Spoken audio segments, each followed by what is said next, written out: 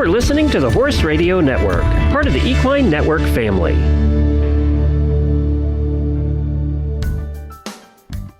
Hello, I'm Stephanie Ruff. And I'm Aviva Nebeski. We're the hosts of the Dressage Today podcast, where you can find us talking about anything and everything dressage related. Our conversations span the world of dressage, from leading riders to local level dressage heroes. We're talking training advice, showing tips, and sharing stories to inspire your own dressage journey. So tune in, then tack up. Welcome to the Dressage Today podcast, sponsored by Purina. Today we'll be talking to Mike Osinski, who is one of the judges for USDF's On the Levels video project that covers the new dressage tests that are coming out. However, to start with, I thought I would update our listeners on what has happened to me since I won those beautiful boots from Aviva's fundraising raffle. I want you to know I'm still getting crap from people who think I rigged the auction. But that's really? Okay. Yes, but that's okay. Are they mad? Are they mad that I won? No, they're a little bit jealous because, you know, they're beautiful boots. So they are beautiful. You decided on the blue boots, right? I did. So I brought part of this pain on myself because I decided on blue boots. So they are beautiful, beautiful blue boots. But that meant I had to go buy a new blue coat. Of course you did. And a new blue. Of course I did. And a new blue helmet. And a new blue helmet. I needed a new helmet anyway, but I bought one in blue. And a couple of blue shirts so that, you know, when I'm showing and jackets are waved, I have a blue shirt to wear. So I have now spent basically the cost same of a amount new pair of money, boots. The cost of a new pair of boots. So Sorry, I could have just bought black. And then I wouldn't have had to do all this. So harking back to another podcast that we did, are you still going to wear white breeches? I am, yes. Despite the color changes. Despite the color changes, I'm still wearing white breeches, mostly because I haven't bought any others. And I'm not quite sure. And I don't have any other breeches that would be appropriate for showing in, as far as, you know, not having stains on them and stuff like that. So it's the white breeches with the blue boots and the blue jacket and the blue helmet. That is now my outfit. That sounds and I am beautiful. taking yes, I'm sure. I do love the boots. I will say I do love them. They're very nice. I don't want to ride in them because I don't want them to get dirty. That's what saddle soap is for. I want them to just sit there and look pretty. I get that. I do get that. But I am taking said new outfit and going to, for all my years in the Arabian industry, I've never shown at an Arab rated show. And I am doing that I'm doing that the weekend after Thanksgiving. And where is it? So it's at WEC. That's going to be your first rated show. Is it Valhalla, huh? Yes, it is. Isn't that great? Yes. That's awesome. And it is, you know, for people who don't know, a rated Arabian show is the equivalent of a licensed competition. It's minus all the big fancy warm bloods. Right. It's minus all the big fancy warm bloods and in Florida, things like Olympic level riders riding their young horses and stuff like that, which is a wee bit intimidating for me. Yeah. So because this is my first competition of this level since 2008. So it's been a few years since I've dabbled in this. Well, you and Nadia will do great. And Nadia has never done it. So we'll see. You know, we'll see. We'll went see to if she a schooling likes show and she kept it together mostly. Sort of. She stayed in the ring. But we are going up in advance. We are stabling there, so I will have time to let her view her surroundings and get familiar with things. And yes, so we are attempting to do this all because of these boots. If I didn't have these boots, this would not be happening. So I don't know if I should be mad at you or happy. They're the magic boots. They better be the magic boots. Well, we're all dying to hear how you do. Make sure that you send me video. Yeah. And we'll update everybody in December. Yes. And let them know how it went. And, as we've been talking about since the very beginning of our podcast together, it really isn't about the points and the ribbons. It's about going out and walking out of the ring feeling like you were successful. And, your schooling show, you were successful. It was rough, but you rode through it. You got some really good work. You got some not so good work. Right. So, you're going to go have fun. And Nadia's going to have a great experience. And she's going to walk out being proud.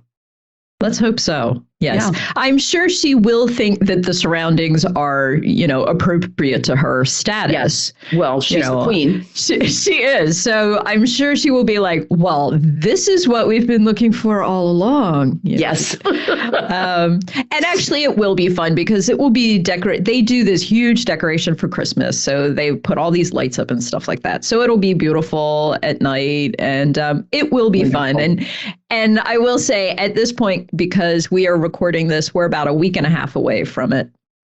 Okay. So I am in two phases right now. The one phase of why did I think this was a good idea? I'm there. Mm-hmm. I'm in that. And I'm also in, and it surprises me a little bit, I'm a little bit in the phase of, I have missed this. Yes. I'm a little bit like, I have missed the competition. I have missed the going, the going to shows and doing all that because it's kind of fun. It is. And I used to do it a good deal. Are you going with someone? Do you have people? Is there a group of you? There are two other people going. Yeah. They are actually both showing. There's an open part to the dressage event that is not just Arabians. It's open to all breeds just to get more entries, I think. And they are actually both going and doing the Western dressage portion. So how fun. Yeah. At least there's a group of you. You're not alone in this. No, that would be a lot. so no, we are going together and it'll be fun. And I am both looking forward to it and dreading it at the same time. Yeah, that's sort of how it is. I know. I'm sure lots of people who compete, understand that feeling. Yeah. And then you go in the ring and you ride and you come out and you think, wow, that was really short. And that was really fun. And I want to do it again until it's time for the next test. And you're back at who thought this was a good idea? Exactly. There's nothing like, we just keep this vicious cycle going. And, but yes, so I will report back as to whether or not the boots were indeed magic. Okay. And, it has pushed me down a path that I very easily kept letting myself off the hook of. Yeah. Well, we're all very proud of you and dying to hear about it. But yes, I will report back as to how it went one way or the other, because, no matter what happens, lessons can be learned and taken away for the next time. Exactly.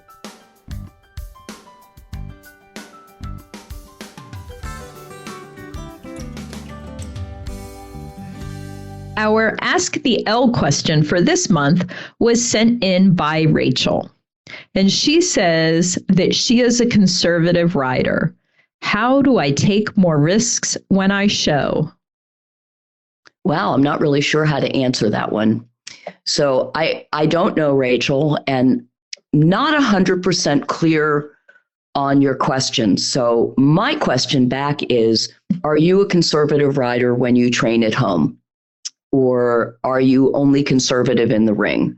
So let's look at it from lots of different perspectives. So, Rachel, if you're a conservative rider at home and then you're conservative in the ring, my advice to you is be bold when you train, so that you feel confident in that boldness and you're more confident doing that in the ring. If you are confident when you train at home and you're bold at home, but you're a little bit more conservative when you get into the ring, maybe evaluate why that is. I know there are a lot of different opinions about this. When you go to do a lengthening or a medium, do you go for huge at the expense of the transition back, or do you ride only as big as you can come back? And some trainers will tell you to do one thing and some trainers will tell you to do the other. I think that what you have to feel is, do you have the ability to do something dramatic? And I think that most judges appreciate your effort to be dramatic, but they also want to see that it's controlled. So for instance, if you're doing, the other thing is to look at the test and see whether there is a separate transition score. So I haven't looked at the new test yet starting December 1. So based on the old tests, for instance, in first level test 1, there is a score for the canter lengthening. And then there is a score for the 15-meter circle, which includes coming back from the lengthening. So if you are able to be really bold with the lengthening, but you're not sure you can come back, you know that you can get the score for the lengthening and you have a whole 15-meter circle to come back in. If you feel that you can't make a clear transition and there's a transition score, that's going to sort of nail you. So you have to be a little bit brave and not be too conservative in the way that you ride.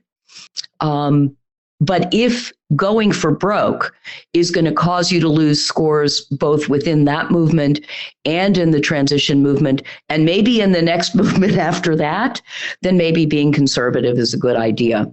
So I think that the answer to the question is to figure out, to take a look at the test that you're riding, to see where the scores are, to see where the double coefficient scores are, and to see where it's okay for you to take a risk that might not pay off.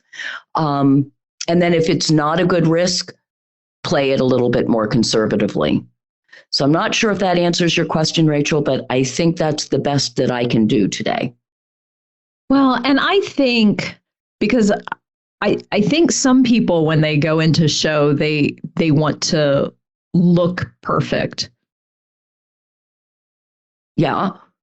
And looking, they don't want to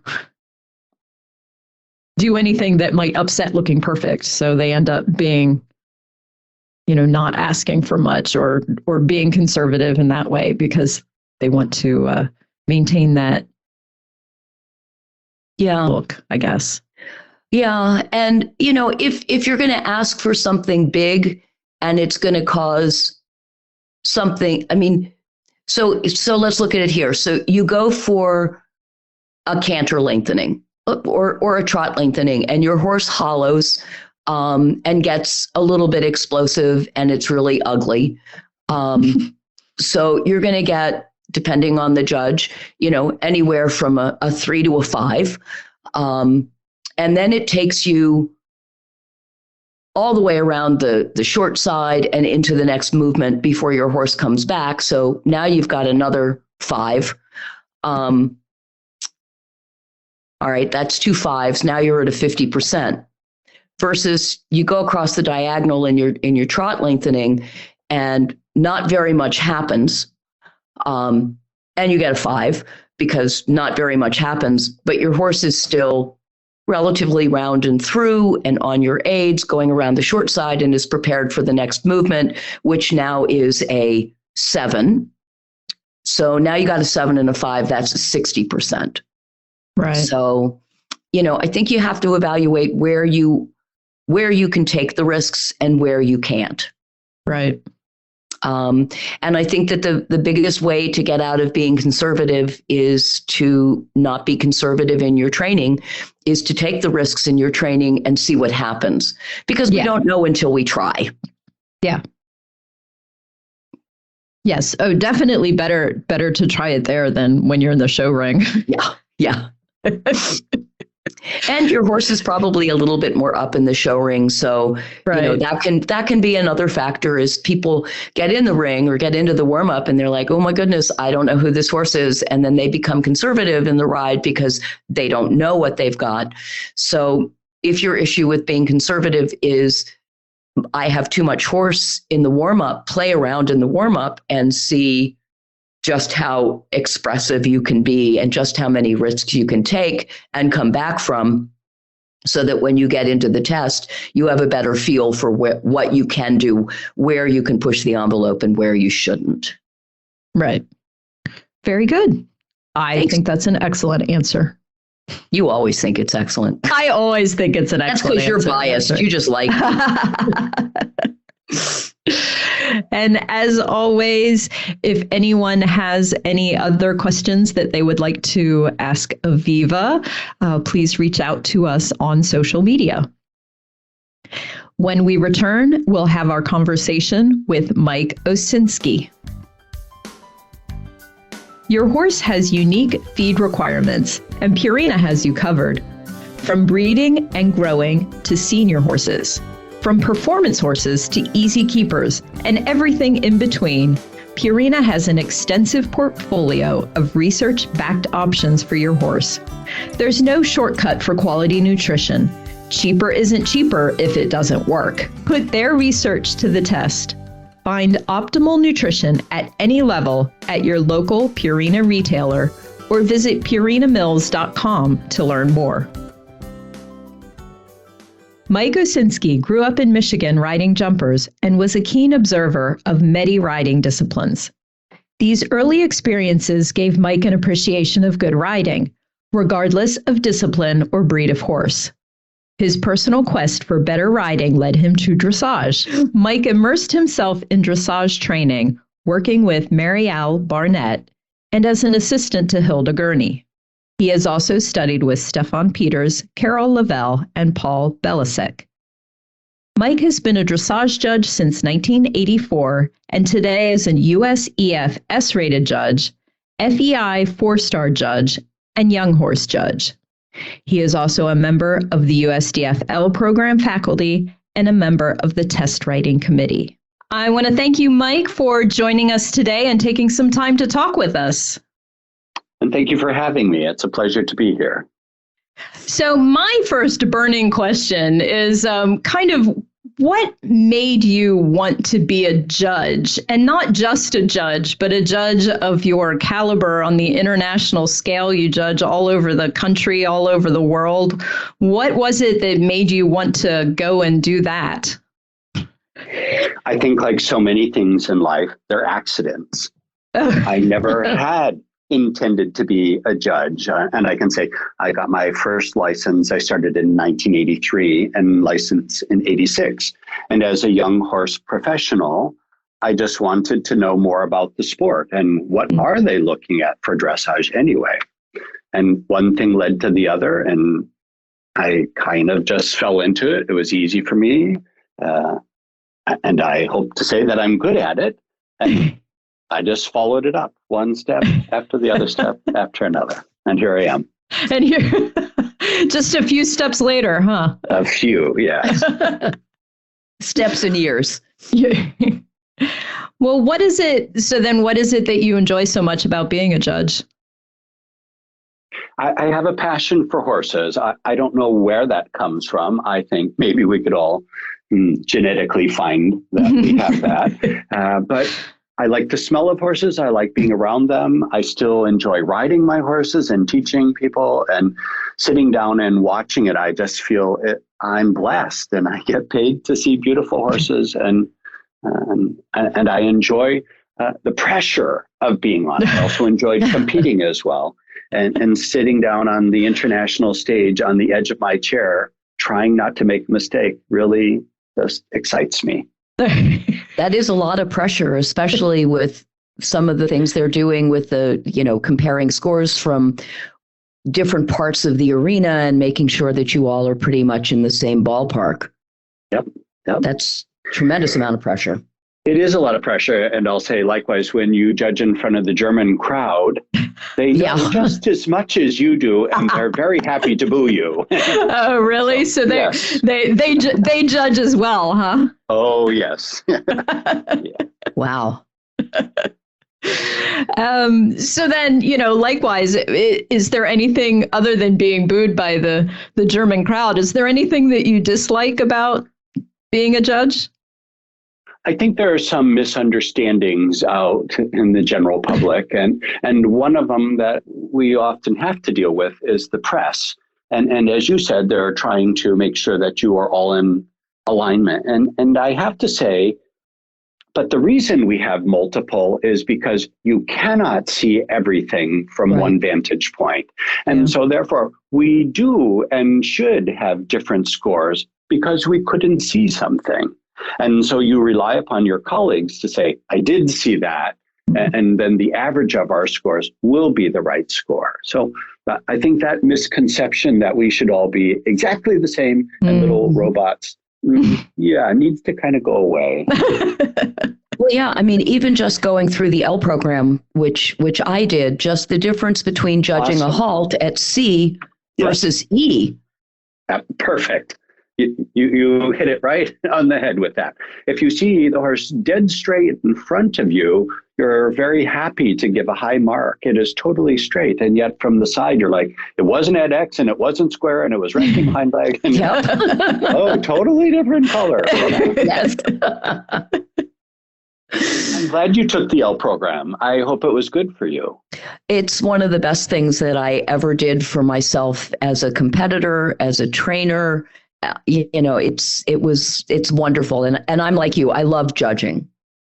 I just love the act of sitting there and watching horses go and making comments that I hope people will take home and think about and improve based on that. So excellent.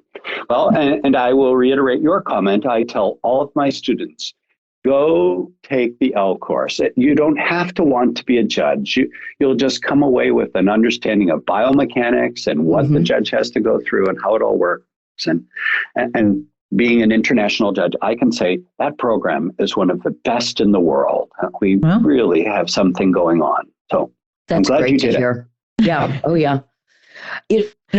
Tied into that, well, this is a beautiful segue. So we're talking about the state of our judge training. What do you think about the current state of dressage in the U.S. and internationally? Do you think we're moving in the right direction, the wrong direction? So I would say that would be a multifaceted question on the sides of, on the general of horses in the world. We're moving towards a very harmonious way of athletic riding. And I hope that's showing up across the stage around the world. And I do think that's exciting. The quality of horses, the quality of riding, it's going off the charts.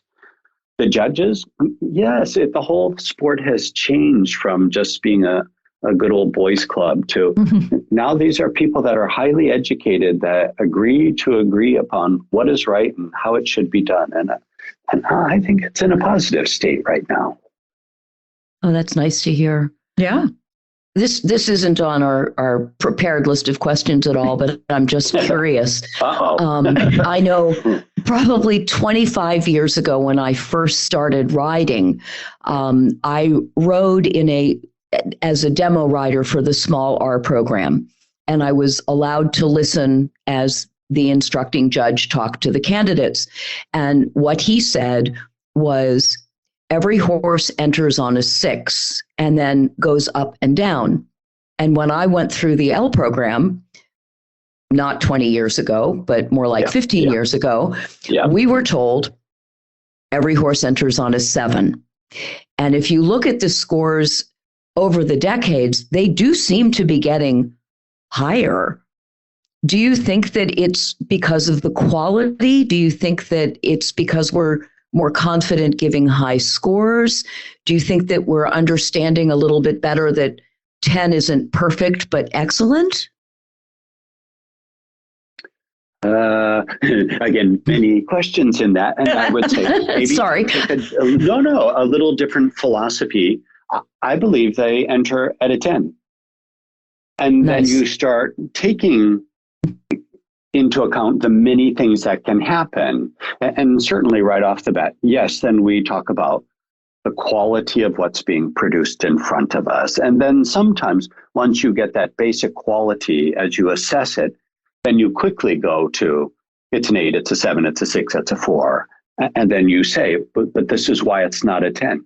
If they can keep all of those good qualities, no, I've given 10s. The other judges are giving 10s. You go around the world and you see stuff and you see 10s. It is there. Yeah. But I would say in the past, the horses were quite limited. And when I first got my gold medal, 4, 5s, and 6s were all you really ever got. To get a 7 was a very rare thing. And so getting your 60% for a gold medal was a miracle. Now it's a little different. Yeah. You could talk about that all night, I'm sure. Oh, yeah. Do you have any like really special memories or anything that has stood out to you of any special horses or rides or riders that you've seen over the years? Yes, again, and then kind of on what facet I would say. Certainly, when you see high caliber, high quality riding, the first time I saw the Allegro in London, England, I had goosebumps and I had tears welling up in my eyes because you knew this was something freakishly rare. And the atmosphere in that building was so electrified. And then I can say, and there are circumstances like that again when I judged the World Cup finals to see Delara go. It was such harmony and poetry and motion that you get goosebumps. Yeah. And then you could go to the opposite side where you've seen some riders nearly die because their horses trying to kill them and buck them off. And we don't want to talk about those. But we don't. We try not to. We don't focus on that. No. But then we also know those are horses. They have their moods as well as we do. And, and we understand. We've all been there. Yeah. Absolutely. So you are a member of the test riding committee, and the new tests are about ready to come out. I'm fascinated by the process of looking at the tests and changing the tests. They seem to be evolving. I mean, I've been riding dressage sort of seriously, competitively for about 20 years, and it seems as if the tests have changed a lot without changing at all. Yeah, I enjoy the process as well. I think this is my third go around on it. And the first time I just sat back and was just struck in awe by the whole thing. I can say, because now they're released and we start as of now prepping for the next go round in 4 years. Oh, really? Wow. We'll watch how they come out, and I'll say, we're all human. I can already tell you there's some mistakes on those tests. We tried to catch them. We tried to clean them up, but we know we have a couple things to fix yet for the next go round. We listen to you all that get to ride them, to watch them. We interview trainers. We say, what's working, what's not working. Some of the things we don't like what we hear, and other things we're like, okay, we'll modify that and we'll try. And there's some places where it's pedantic kind of judging things that we need to change. Why are we considering that? And we should heavily weight this more. And I think maybe this go round, although some of the tests were tweaked and tightened, fourth level is the place where we really overhauled it. And I do think this new 4-3 is going to be very special. So we'll see. Just in time for me to ride it. Thank you. You're welcome. I'm curious about a couple of the little changes that I looked at all of the tests and I diagrammed all the tests. And at the time, I was struck by this, that, or the other. And now, of course, I can't really remember. But I know one of the things that I was struck by first, of course, is, I started at intro. So training level, training 3 went back to the shallow loop from the serpentine. Yeah, we, again, kind of watched what was happening. And the serpentine didn't come out as strongly as we would have hoped for the results of the way the test was riding. And we had some visual problems of the way the walk was coming at the judge. So we needed to back that away. And we went back to, we look at scores as well across the board of how they're coming in, and things should be getting better, not getting worse. And so we didn't like how the scores were coming out and how the test was riding and how the training progressed. So we went back to the single loop, and I think it'll be better. I think the tests will ride cleaner and the walk is in a better position. So, well, speaking as somebody who sees a lot of training level, that serpentine was rough. Yeah. We had hoped for better results. That's a tough movement. Yeah. Yeah. Yeah, I could have a little stamp for what was wrong. Yeah. Because it was pretty consistent. Over and over again. And it's like, well, we tried. Yeah. Yeah. I also remember that when I first started riding, that first level did require all sitting trot, and then it went to your choice. And we're still at your choice. What was the thinking behind that? Yeah, and on the greater scheme, as we do all of this, we try to always evaluate and listen to the other side of the coin on this one. And there's a group out there that believes that maybe all should be rising trot, that it's freer on the horse's back. And we do consider that and the pros and cons of what's happening. But we think in the long run, the younger horse should get its back up and going, should be swinging, that the riders should have a little more time to enter the sport and play with their horses a little bit more. And that rising maybe is a little bit more progressive and easier for the rest of the world to deal with. But in the long run, collection really comes from the rider's core and how they use their seat. And so the theory and the question of could everything be done rising? Yes, you see Isabel Worth rise through Piaffe and Passage. And I'm like, yeah, but you have to sit the canter anyway. So that's true. You have to sit down. And we know that not everyone can sit, but then that doesn't mean we should change the sport totally for them. So I don't think it will be mandatory at first level. I see it go back and forth. Sometimes it's helpful, and sometimes I think it's to the detriment of the horse. Yeah. But second level, yeah, it's time to sit. Yeah. Okay. And also with first level, it used to be the horse sort of reaching into the bridle, and now we are looking at on the bit. Yeah. That's just kind of like saying, what's the hue color for you if I say blue? Well, there's many shades of that, and there's many degrees of it. And so how do we fairly say, well, you can kind of sort of be on the bit, but the next judge is like, that's not on the bit. And so the training has gotten better around the world in the last 10, 20 years, and the horses truly are on the bit. And it's okay to just say, yeah, let's accept that. Let's put them on the bit politely and harmoniously and keep going. Okay. Yeah, that one has stirred up some. I'm sure you've seen or heard. That one has stirred up some conversations already. And it should. People. That's good. Yeah. You should think. Yeah. But when you go to these shows, they are on the bit. There's no question about it. And if they're not, is it? And if you think that is all about good posture, if the horse's back is sagging and down, is that really for the betterment of the horse? And the answer would be no. Right. They should be. Yeah. We do leave a margin of error to say just a little bit, of not quite through and all the way connected. Yeah, that's still okay. Yeah. You don't have to look like a Grand Prix horse yet. But they have to look as if they're trying to head that way. For sure. Yeah. You would say that in jumpers, is it okay if you don't jump the fence? No, you have to clear the obstacle. And we say the same. Then it has to be on the bit. It's not okay if it's not. Right.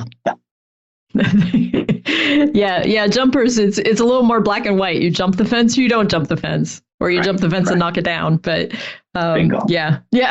And then you get to hunters, and let's talk about that. Yeah, you have to go over the fence, but there's a certain degree of, finesse and expectations. And I think that's what to me, that's when you say the different hues of blue. That's that same concept. Yeah. Super. Yeah. That's how we view it as well. Yeah. So then fourth level did change quite a bit. Yeah. Did you just want to, mix it up, or, what was it not what you wanted? We listen to everyone on this, and you could say there are differing philosophies. Fourth level test 3 is the hardest national test, if you don't count the developing programs, for the US.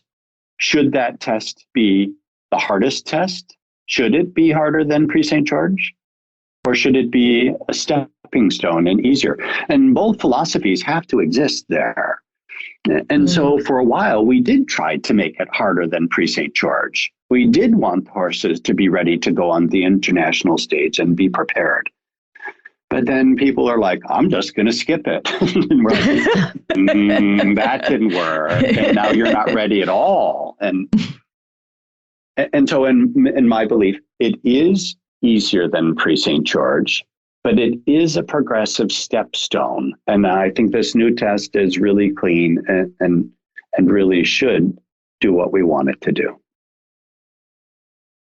Wait, and that is being the stone to Pre-St. George then? Correct. Okay. So you have 3 changes in the 10 Ps rather than 5 for Pre-St. George. Your pirouette is allowed to be a little bit larger than the Pre-St. George. The collection is not as strong. Right. But if you listen to the other philosophy, should they be overly ready for Pre-St. George?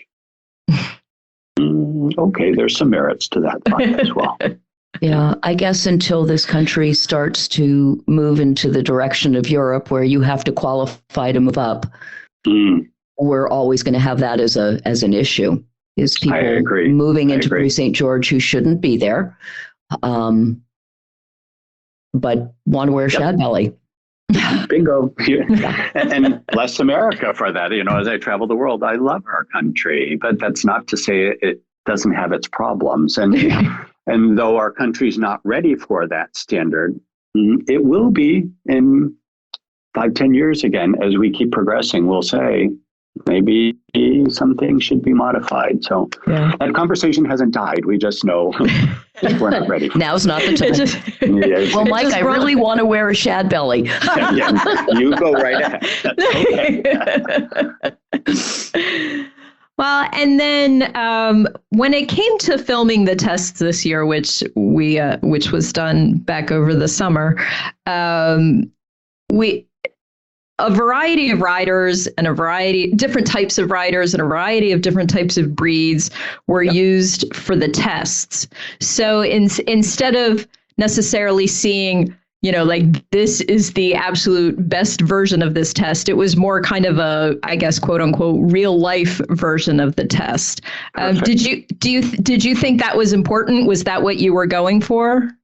Yes, that was the general philosophy behind it, that dressage is supposed to be for everyone. And when we just look at the top horses and the riders in the world, we all say, but that's not me. Yeah. And it should be for everyone. And so we tried to include, forgive my bumbling, but common horses that everyone owns. And we've all ridden those and have those, and they made mistakes in the test. And it wasn't our top riders that are on the Olympic team producing them. Did we have some good horses? Yeah. Yes, we did. We had some nice up-and-coming talent. But we won. And unfortunately, we had some that were lame. We then said, well, maybe that's a little too much, and I think we should edit that out a little bit. But, well, no, those are the schooling shows that I judge. Yes. But that's the truth, right? They're out there, and there's also a place for those horses as well. So yeah, maybe just not on the video. Probably not. No. Probably not. No. And it was. Now, is that normally kind of how you've done it, or was it a little more of a variety this time around? This time there was more variety. In the past, we tried to aim towards strong 70% rides for everything. Right. And even for learner judges coming through, as they watch that, they would go, but that's not what I see. Yeah. And we're like, yes, and maybe we should video what you will see so that you can say, yes, this is 4, 5, 6, or 7, or whatever that may be. Well, then it'll be sort of interesting to see how the general public or the dressage public responds to that variety. I think people will like it, actually. Oh, I think they're going to love it. I think Mike is right. It's hard to watch videos of 75, 80% rides, knowing that you're on a backyard pony. Yeah. And that's not feasible. And, you know, knowing that you can get a really pretty solid score if you do things correctly. Good. And, you know, you're accurate and your horse is through the back and moving forward and, you know, stepping into the bridle from the hind feet, not being pulled into it, that just an average horse can do well. Yeah. Super. You know, and I think that's an important reminder. Does like it and can appreciate it. Are there people that have negative? Yeah, I'm sure. I'm sure. And that's how we get better at what we do by listening to that. But there are some horses on the video that you all could say, I owned one of those. This is like my horse. And it gets a 70% because it's well ridden, it's obedient, it's happy, it's harmonious. And it's like, okay, but you can do that. Yeah. So I hope it works. Oh, me too. Because I'm all for the alternative breeds or whatever, you know, whatever you want to call them. Yeah. It's supposed to be for everyone, not just the wealthy. It is. Absolutely. Yes. And it benefits all horses as well for all disciplines. Bingo. And we want to make it inclusive. Yep. You watch the world-class jumpers and they do dressage right up to the jump. So it can be for everyone. Yeah, that's right. So, you know, stepping out of the dressage world, I know that the horses take up the vast majority of your time, but are there things that you enjoy doing when you're not doing the horse things? Yeah, and I can just say, I just did it. I love traveling. I love seeing the world and different cultures and what's happening. And just before the finals, as I had written to you, we just got back from safari in Africa. And I'll just say, it was mind-boggling. Yeah. Yeah. Where did you go? If it's not on your bucket list, it should be on your bucket list. We went to Tanzania and Kenya, and probably 5 different reservations, and just it just blew me away. I'm sure it's a completely different world. It's a whole different world. An animal person, you know, you watch those and it's not on TV, folks. And you're in a tent and the lions are grumbling right outside your tent and the animals rub up against it and you hear murder in the middle of the night. And you're my. Yeah. As long as it's not me. Yeah. How long were you there? 3+ weeks. Wow. And I can't say I've had a 3-week vacation in an eternity. So right.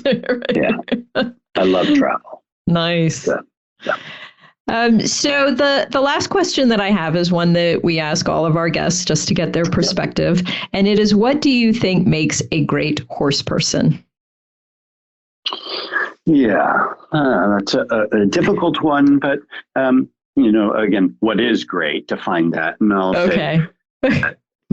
I took it both ways of, okay, there's the super talented people in the world that have achieved, and then there are the bulk of the people of the world that I think are great, even though they've never won a gold medal or a blue ribbon or a 70%.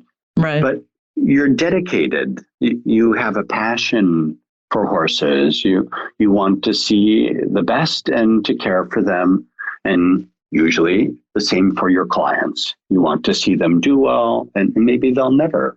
I have clients that never want to show, and I'm more than happy with that. They love their horse. They want to learn. So I think the dedication to it, the understanding to work, and the passion to care for your animal, I think is really what makes someone great in their life. It's a nice answer. Yeah, I think that's good. Well, I want to thank you for sharing your perspectives with us. I'm sure everybody is looking forward to getting into the new tests and starting to learn them and practicing them and coming out and everybody getting their 70%, right? And we look forward to seeing them out there. Yeah. Well, thank you so much, Mike. Thank you for having me. We appreciate your time. Thanks, Mike. You bet. Good luck. Thanks. Okay, my pleasure. Thank you. Thanks for listening to the Dressage Today podcast.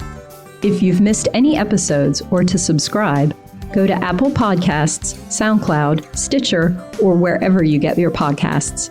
While you're there, please rate and review the show. Learn more and read in-depth training articles at dressagetoday.com, or you can visit our subscription video site, ondemand.dressagetoday.com. Be sure to give us a follow on Facebook, Instagram, Twitter, and Pinterest. Happy riding, and we'll see you at X. The Dressage Today podcast is a production of the Equine Podcast Network, an entity of Equine Network, LLC.